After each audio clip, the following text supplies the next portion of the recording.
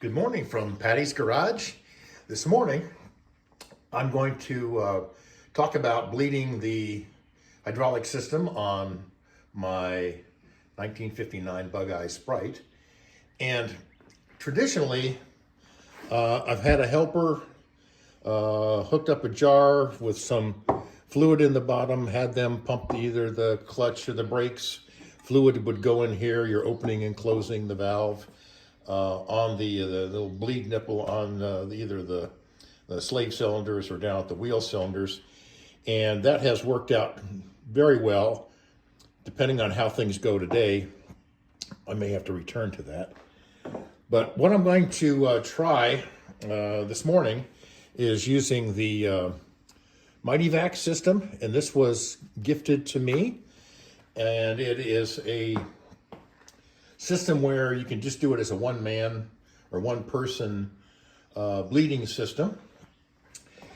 It comes with a variety of bits and pieces.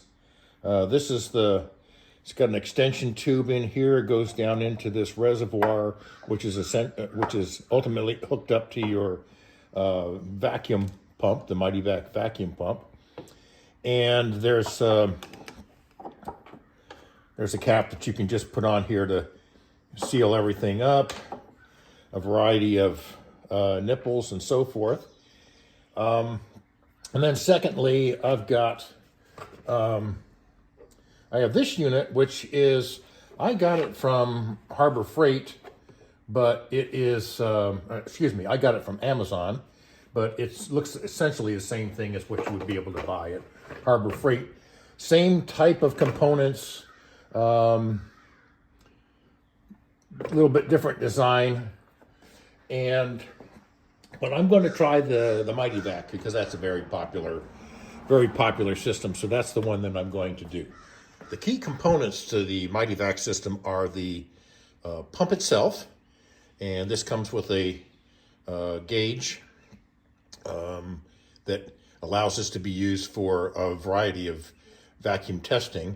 But we're going to be using it strictly for its vacuum capabilities to draw fluid from the reservoir into a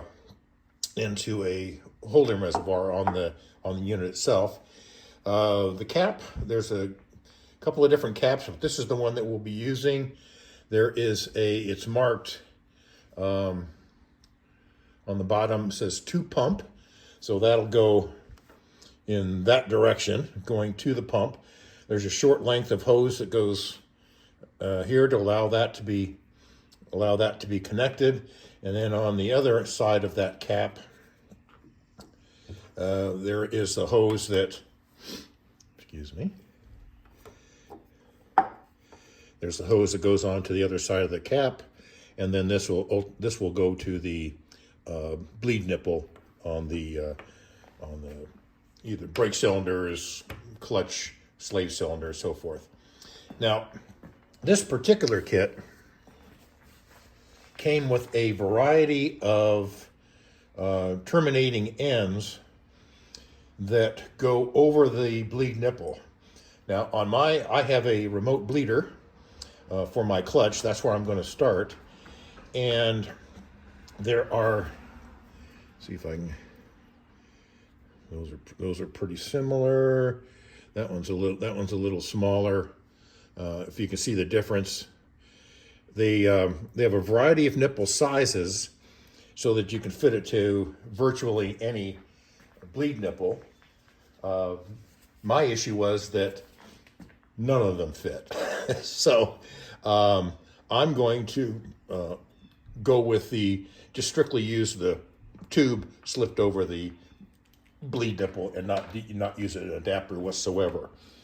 One other issue, when this is hooked up, when this is fully seated onto here and hooked into the hose, onto the system, this is up to the pump, and I pumped this up. What happened was when you're drawing vacuum, this gauge will pump up and should hold just like that.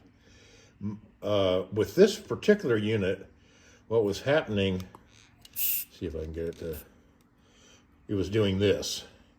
It was actually drawing in air from somewhere. And my first remedy was to just apply some grease around the portion that goes to the bleed nipple. That did not solve my issue. So what I did is I got the canister from the other unit that I showed that had apparently a better seal in here. This didn't, I don't find it in the kit. Of course, this is a hand-me-down kit. I didn't find any gaskets, and this feels hard in there, and I don't know if that's supposed to be their gasket, but maybe there's a gasket that's missing on this. I don't want to badmouth the Mityvac system, but it was drawing air in from somewhere, and of course, any air that it draws in downstream is going to appear as bubbles in the line. So I wanted to get that resolved. So the way that I did that is getting rid of all those pieces. The way that I did that was to use the canister from the other system with a brand new gasket, and that solved the problem. So let's go take a look at it over at the car. So here we are over at the car with the Mityvac system completely hooked up. We've got the large white pump over here. That's our Mityvac vacuum pump and its gauge. There's a short length of tubing connecting to the reservoir. And this is a reservoir from that secondary kit with a good seal on it. And then a length of hose coming down to the remote bleeder down here just above this. Get my magnet off of there. Just above this bleeder valve here. I've got this first wrench down there so that I have something to, there's a counter nut down here that I can grab onto to help me open and close this, the bleeder valve itself. And I have just put the hose directly on the bleeder bleeder valve. And I've applied some grease around this area to make sure that we've got a good seal and not drawing any air in. Because if we have any air drawing in at this point, of course, it's going to appear as bubbles coming up this line. So this is fully connected. I've got, in this case, I've got a little 11 millimeter wrench that will open and close this valve. And that should do it. So the process is to apply some vacuum, barely open up the bleeder valve, and slowly let it start drawing fluid up into the reservoir. Reservoir is on the far side of the car, way over here. And the key is to make sure that doesn't drop too far. It's a very small reservoir, so we'll watch the level of fluid here, top this up as necessary. One other component or tip that I like to use, I'm using .4, I'm using Castrol brake fluid .4, and I like to buy it in this size so that I can use a pump and a length of hose. And this gives me control when I start refilling the reservoir, so that I'm not pouring small bottles of trying to hit that hole over there. I just simply insert this into the reservoir, give it a pump, it'll kind of fill up in this area. There's no anti-drain to this, so there's some care has to be taken if you're going to pull that out of there, that it doesn't point down, because the fluid in the hose will leak. But I found that this gives me really good repeatability and control over the amount of fluid that goes into the reservoir. Okay, we've loosened off the, slackened off this nut just a bit.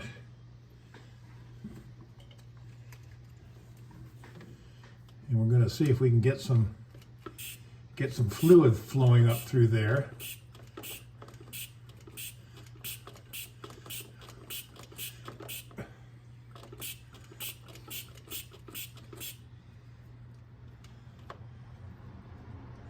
Starting to get some air.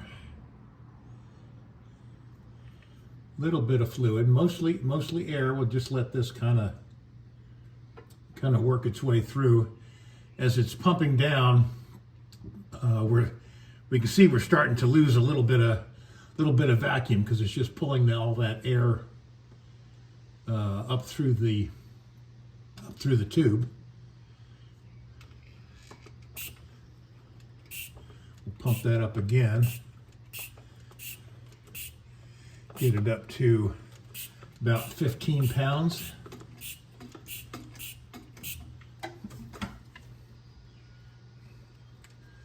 Still getting just air bubbles.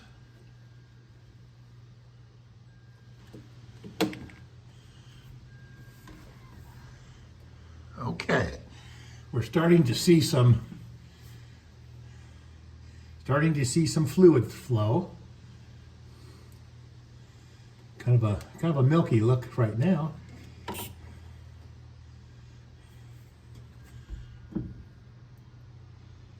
Here comes some clear. Still lots of air, big bubbles in the system.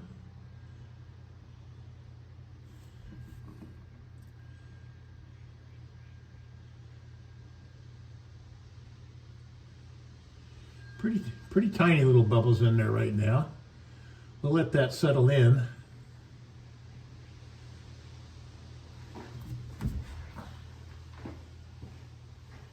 I'm going to check on the reservoir and top that up if necessary. All right, the reservoir has been topped back up again. Having pretty good flow here, pressure on the gauge here. Everything looks clear on the line right now. Let me give it a couple more pumps.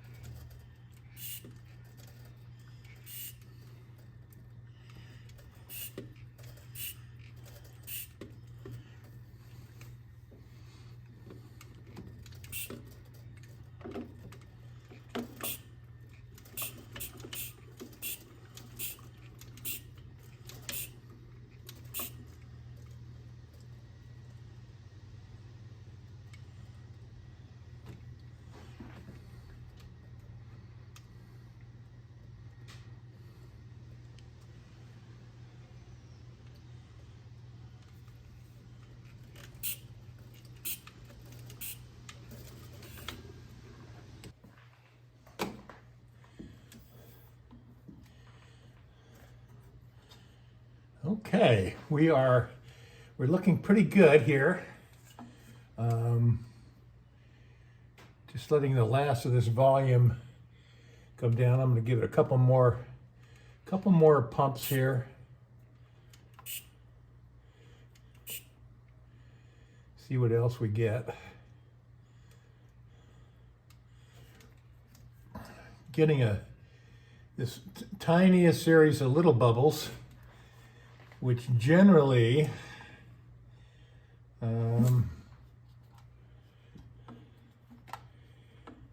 are leaks around hoses when they're that tiny.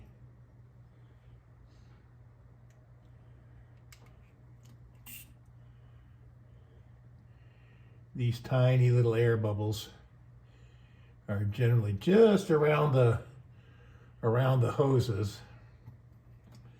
I'm going to let this kind of bleed off here a little bit. I'm going to just snug that up just a hair. Sometimes if you it's leaking around the threads if you let it go, if you have it open a little bit too much. Get that back on there. Come on, wrench.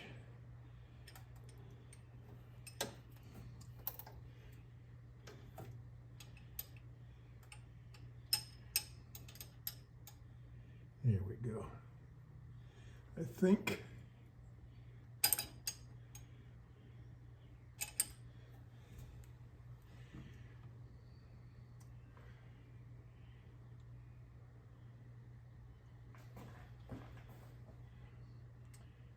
that we're getting near the the intervals are, there's the bore.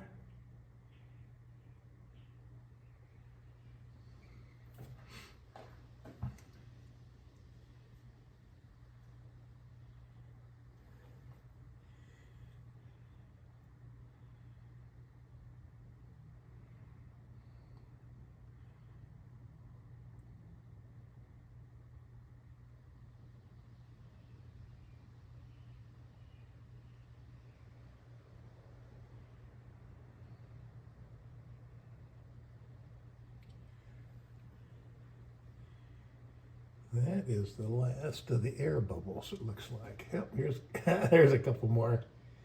Okay, I think that is what we're gonna do. We're gonna tighten this bad boy down here. There we go. Okay, get off of there. And since we still have, we've got a little bit of volume, a little bit of, I don't know why we're still seeing a bubble when I added some.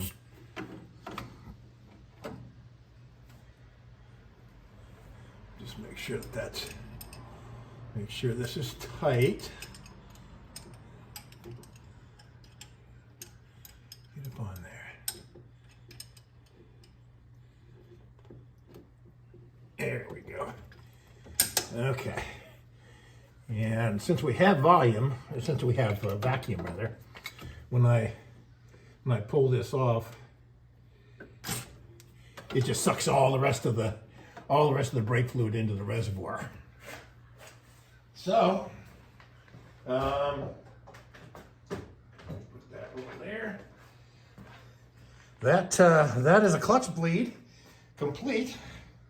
I'm going to have to continue this on for the all the brake cylinders. I'd call this a success. This is my first time using a Mityvac, so we did have, in full disclosure, we had a lot of air bubbles before. What was happening was the bottom part of the remote bleeder, because the engine was off and I had it running on a test stand, that fitting on for the bleed screw on the slave cylinder had loosened up. So I had to stop, tear out the interior, squeeze into that footwell and get that tightened up. So we'll double check, make sure there aren't any leaks down there. We'll pump it up, make sure clutch is working, and we'll move on to the brakes.